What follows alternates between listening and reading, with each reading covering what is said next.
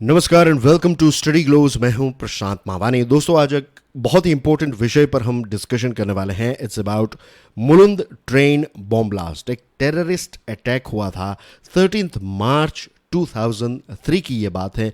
मुंबई में ये terror attack हुआ था। इसके साथ जुड़ी हुई एक बहुत ही इंपॉर्टेंट अपडेट के बारे में आज हम डिस्कशन करने वाले हैं। डेट से आपको पता चलता है कि ये केस जो है ये 20 साल पुराना केस है।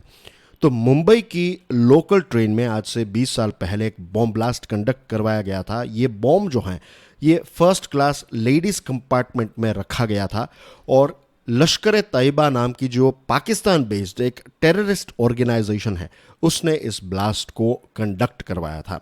अब दोस्तों, ये ब्लास्ट जो है ये बहुत ही स्ट्रेटेजिकली उन्होंने प्लान किया था। उन्होंने ये मेक श्योर किया कि शाम का जो समय होता है ये काफ़ी रश आवर वाला होता है, पीक आवर्स होती है। तो ट्रेन पर और ट्रेन स्टेशन पर बहुत सारे लोग जो हैं वो होते हैं। इट्स बेसिकली क्राउडेड एरिया, खास करके शाम के समय में। तो इसी चीज़ को ध्यान में रखते हुए उन्होंने शाम को ये मुलुंद ट्रेन बॉम्ब ब्लास्ट जो है वो करवाया। अब ये बॉम्ब ब्लास्ट जो है इसकी वजह से 12 लोगों की मृत्यु हुई। ये 12 लोगों में से 4 महिलाएं थी और इन 4 महिलाओं में से 2 महिलाएं जो थी वो पुलिस कांस्टेबल थी। बाकी के 6 लोग जो हैं उनकी भी मृत्यु हुई और जो इंजर्ड थे 71 लोग जो इंजर्ड हुए, और इससे ज़्यादा इंजर्ड हुए थे, लेकिन फिर जो इंजर्ड हुए थे इसमें से 2 लोग जो हैं उनकी भी मृत्यु हो गई। तो हमारे देश के इनोसेंट कम्यूटर्स जो हैं, राइट सिटीजन्स जो हैं, उन पर ये अटैक करवाया गया था। और ये जो समय था दोस्तों, ये 2002 और 2003 का समय, और इस समय में जो मुंबई में टेरर अटैक हुए, बॉम्ब ब्लास्ट हुए, तो इनको कलेक्टिवली 2003 मुंबई बॉम्बिंग्स कहा जाता है। क्योंकि ये जो मुलुंद वाला केस हुआ उसके कुछ समय पहले ही 2002 दिसंबर 2002 टू बी प्रिसाइज, मैकडोनाल्ड जो मुंबई सेंट्रल स्टेशन के नज़दीक हैं, तो वहाँ पर भी एक ट्रेन बॉम्ब ब्लास्ट, वहाँ पर भी ये मैकडोनाल्ड में एक बॉम्ब ब्लास्ट हुआ और इसकी वजह से बहुत सारे लोग जो हैं उनकी मृत्यु हुई। फिर उसके कुछ समय के बाद 2003 जनवरी 2003 में एक साइकिल में बॉम्ब रखा गया। ये विले पार्ले की जो मार्केट है वहाँ पर यह बॉम्ब ब्लास्ट हुआ और उसमें बहुत सारे लोग इंजर्ड हुए और एक व्यक्ति जो है उसकी उसी वक्त मृत्यु हो गई। टेररिस्ट का एजेंडा ये था कि ज़्यादा से ज़्यादा टेरर का वातावरण या फिर एक भय का वातावरण पैदा किया जाए और मुंबई शहर जो है उसमें इंस्टेबिलिटी क्रिएट की जाए। एज वी ऑल नो, पूरी दुनिया जानती है कि मुंबई जो है वो हमारे देश का फाइनेंशियल कैपिटल है। तो जब आप मुंबई की ट्रांसपोर्टेशन सिस्टम को अटैक करते हैं, इसको टारगेट करते हैं, तो कहीं ना कहीं आप पूरे देश की फाइनेंशियल सिस्टम पर इनडायरेक्टली एक टारगेट करते हैं। इसके साथ साथ लोगों के जीवन को भी डिसरप्ट करने की कोशिश की गई ताकि इकोनॉमिकली भी भारत जो है उसका एक बहुत बड़ा नुकसान हो जाए। अब ये जो मुलुंद बॉम्ब ब्लास्ट है इसको लेकर एक बहुत ही इंटरेस्टिंग अपडेट हमें देखने को मिल रही है, एंड दैट इज कि इंटरपोल ने ये जो CAM बशीर नाम का एक व्यक्ति है इसको कनाडा में डिटेन किया है। ये CAM बशीर जो हैं ये एक समय पर सिमी यानी कि student Islamic movement of India, मैं फिर से एक बार सिमी का फुल फॉर्म आपके लिए रीड कर रहा हूं, students Islamic movement of India. एक समय पर बशीर जो था वो इसका नेशनल प्रेसिडेंट भी था और 2003 का ये जो Mulund train bomb blast case है उसका प्राइम सस्पेक्ट CAM बशीर हैं। CAM बशीर की प्रोफाइल को अगर देखें तो इसका जन्म जो है वो हमारे देश भारत में ही हुआ, केरला में इसका जन्म हुआ। प्रोफेशन से ये एक एरोनॉटिकल इंजीनियर हैं। ये जो इंटरपोल की या फिर हमारे देश की जो एक वांटेड की लिस्ट है उसमें इस व्यक्ति का नाम, नॉट इंटरपोल लेकिन हमारे देश के जो वांटेड का जो लिस्ट है तो उसमें इसका रैंक है 43rd। मुंबई पुलिस ने CBI को एक रिक्वेस्ट की कि बशीर के खिलाफ एक रेड कॉर्नर नोटिस इश्यू की जाए और फिर CBI ने वही किया। इंटरपोल के लिस्ट में ये बशीर आ गया और फाइनली कनाडा में इस व्यक्ति को डिटेन किया गया है।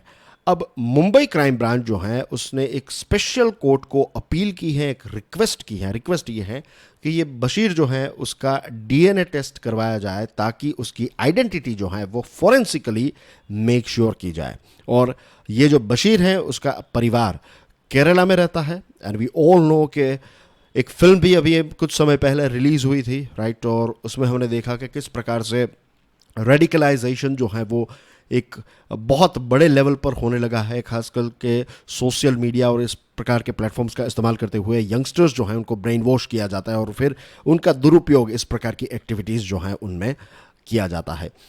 तो मुंबई क्राइम ब्रांच जो है ये डीएनए टेस्ट इसलिए करवाना चाहती है ताकि ये पूरा केस जो है ये वाटर टाइट हो जाए। इसका मतलब यह है कि बशीर के पास कोई ऑप्शन ही ना रहे, उसको कोई बेनिफिट ऑफ डाउट ना मिले कि ये व्यक्ति जो है वो वही व्यक्ति नहीं है, क्योंकि 20 साल जो है वो इस बात के बीत चुके हैं।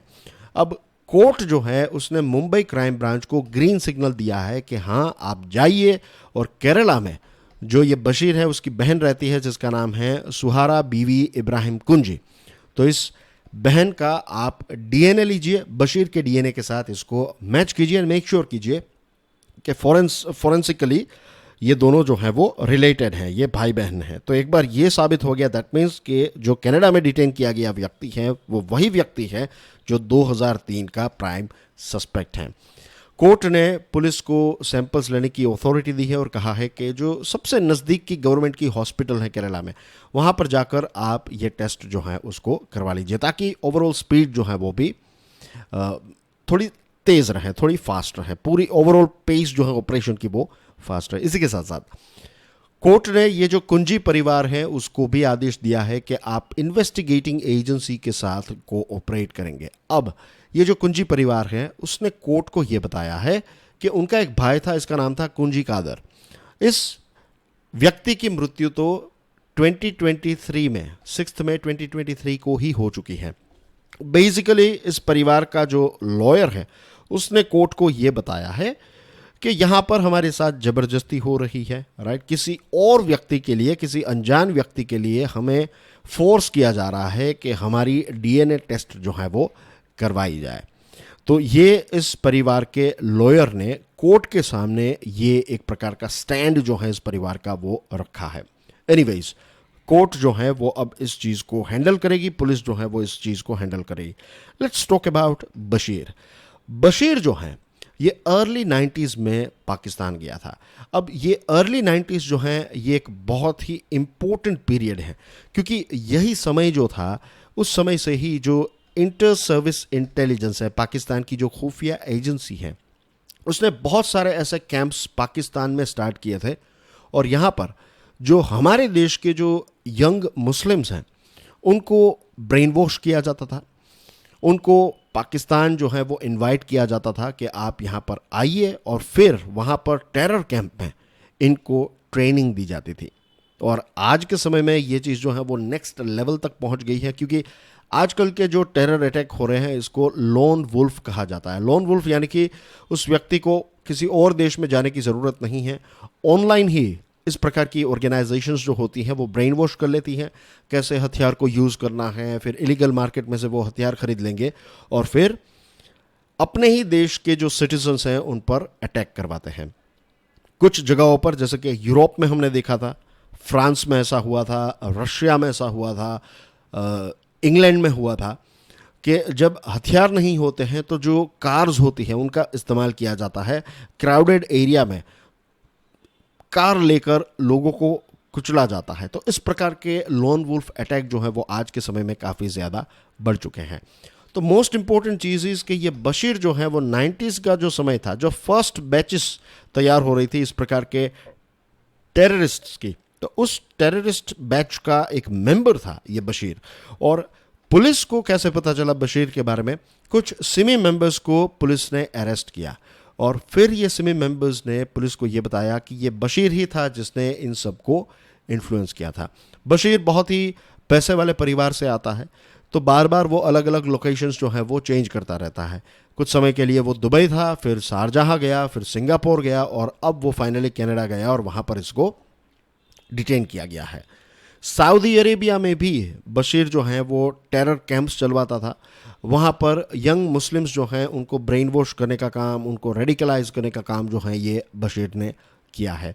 तो दोस्तों, अब ये डीएनए टेस्ट जब हो जाएगी उसके बाद ये साबित हो जाएगा कि ये जो बशीर अभी कनाडा में पकड़ा गया है वो वही बशीर है जो 2003 मुलंद केस का प्राइम सस्पेक्ट है। और उसके बाद एक और कार्यवाही जो है वो चलेगी, उस पर कनाडा में भी चलेगी और फिर उसको होपफुली वहाँ से यहाँ पर भारत में लेकर आएंगे और उसके बाद उसकी प्रोसीडिंग होगी और फाइनली उसको सज़ा दी जाएगी। थोड़ा वक्त लग सकता है but we should not lose our hope, क्योंकि इस प्रकार के जो टेररिस्ट हैं राइट, उनको वो पूरी प्रोसेस में से भले ही थोड़ा वक्त लगे but we have to make sure कि ये पूरी प्रोसेस में से निकले और उनको सख्त से सख्त सज़ा जो है वो मिले। It should be like an exemplary सज़ा कि दूसरे जो टेररिस्ट हैं उनको भी 100 बार सोचना पड़े कि अगर आप भारत पर अटैक करेंगे तो फिर आपको आज नहीं तो कल जब भी पकड़े जाएंगे तब आपको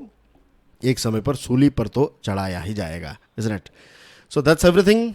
Thank you very much. God bless you all. Jai Hind.